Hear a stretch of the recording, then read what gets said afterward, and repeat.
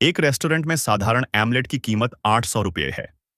Luisa ने इच्छुक होकर एक डिश को ऑर्डर किया और आश्चर्यचकित हो गई। स्काई उलझन में था, इसीलिए उसने जल्दी से एक चम्मच लिया और मुंह में डाल लिया।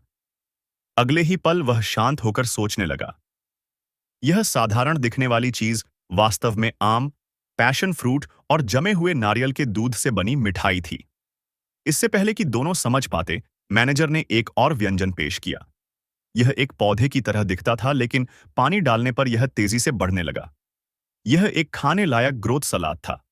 दोनों को हैरान देखकर मैनेजर ने उनका मजाक उड़ाया कि उन्होंने दुनिया नहीं देखी। स्काई गुस्से में आ गया और वह व्यंजन लेकर मुख्य शेफ के पास गया। मैं यहाँ खाना खाने आया हूँ, जादू देखने नहीं। अगर तुमने कोई चाल चली तो मैं तुम्हें नहीं छोड़ूंगा।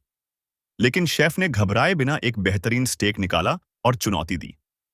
छोटा स्काई से पूछा कि क्या वह नहीं जानता कि इसे कैसे बनाना है।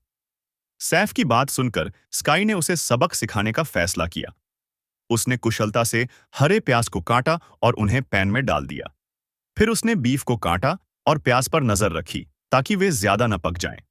इसके बाद उसने प्याज को निकालकर तवे पर रखा और उसमें तिल का तेल डाला। फिर उसने कटा हुआ बीफ डाला और तेज आंच पर जल्दी से भून लिया। अंत में उसने जीरा और अन्य मसाले डाले। इस प्रक्रिया के बाद एक स्वादिष्ट व्यंजन तैयार हो गया। लेकिन गो, एक वेस्टर्न शेफ, ने चीनी भोजन को कभी गंभीरता से नहीं लिया।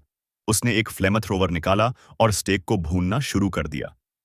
जब स्टेक बाहर से कुरकुरा और अंदर से नरम हो गया, तो उसने उसे काटकर एक प्लेट में रखा और ढक दिया। इसके बाद उसने एक माचिस निकाली और सेब की लकड़ी को जलाकर धुएं से स्टेक को स्मोक किया। इस तरह से तैयार स्टेक न केवल नरम होता है बल्कि खुशबूदार भी होता है। गो के स्टेक की सुगंध से स्काई प्रभावित हो गया और चुपचाप वहां से चला गया। गो ने भी स्काई के बनाए गोमांस का स्वाद लिया और उसे आश्चर्यजनक रूप से स्वादिष्ट पाया। इससे उसका चाइनीज फूड के लिए नजरिया बदल गया। उसने स्काई से फिर से मिलने का फैसला किया और उसके साथ मुकाबला करने की तैयारी की। उसने कभी इतनी अद्भुत चाकू चलने का स्टाइल नहीं देखी थी। आदमी ने चाकू उठाया और मछली के शरीर पर हल्का सा काटा, जिससे आधी मछली तुरंत कट गई। फिर उसने हाथ से मछली की हड्डियों की स्थिति का पता लगाया। गो ने चिमटी उठाई और अपनी तेज गति से सभी हड्डियों को निकाल दिया।